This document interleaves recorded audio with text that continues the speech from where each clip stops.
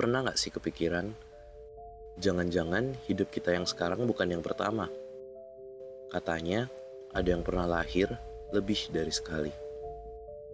Sebuah keyakinan juga berkata, kita lahir, mati, dan lahir kembali. I kind of had that moment where I was like, I want to know why it's always Pam. Who's Pam? And he looks right at me and he says, I was. Well, I used to be, and then I died. And I went up to heaven, and God pushed me back down. And when I woke up, I was a baby, and you named me Luke. I called my mom, and I said, hey, you're not gonna believe what just happened. Luke just said, Pam was me once. Really. God threw me back down, and my new mom named me Luke.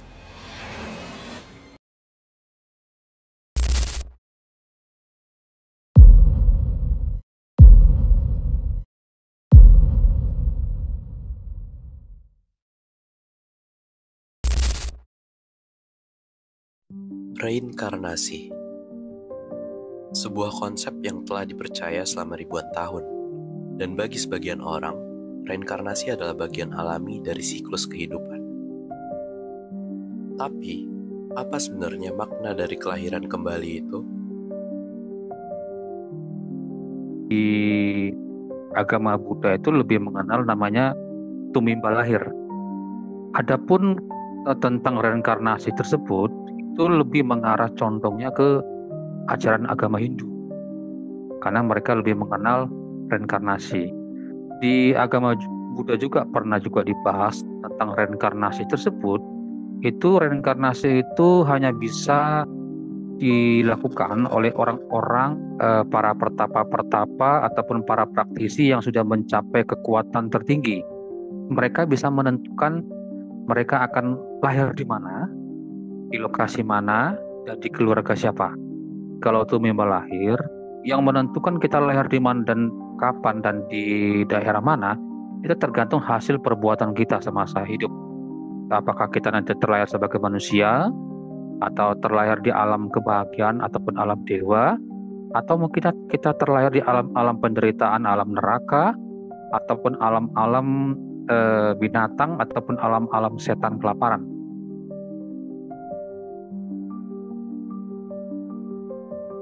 Dalam ajaran Buddha, tumimba lahir bukanlah reinkarnasi dalam arti bebas memilih.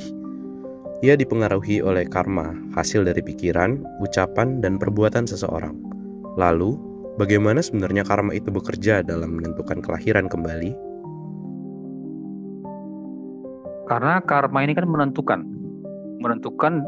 kita pada saat kita meninggal itu akan terlahir kemana. Kalau dalam agama Buddha, karma itu bukan tercipta dari hasil dari sekedar perbuatan, tapi juga muncul dari ucapan dan juga pikiran. 3 faktor inilah yang akan mengarahkan kita ke kehidupan selanjutnya. Nah, biasanya mereka-mereka yang masih faktornya umpamanya para pengikut dan para praktisi yang dimana kemampuan mereka dalam hal belajar dan berlatih itu masih tahap rendah, ya hanya mengikuti siklus di mana dia akan dilahirkan. Karma bekerja lewat pikiran, ucapan, dan tindakan. Ia membentuk arah kelahiran kembali, kecuali bagi mereka yang memiliki kemampuan spiritual tinggi. Tapi, apakah semua makhluk hidup bisa mengalami kelahiran kembali dengan cara yang sama? Tidak semua makhluk mampu bereinkarnasi. Di dalam agama Buddha, manusia itu kan masih mempunyai namanya kekotoran batin. Nah, kekotoran batin itu dikenal sebagai loba, dosa, moha, dan irsia. Loba itu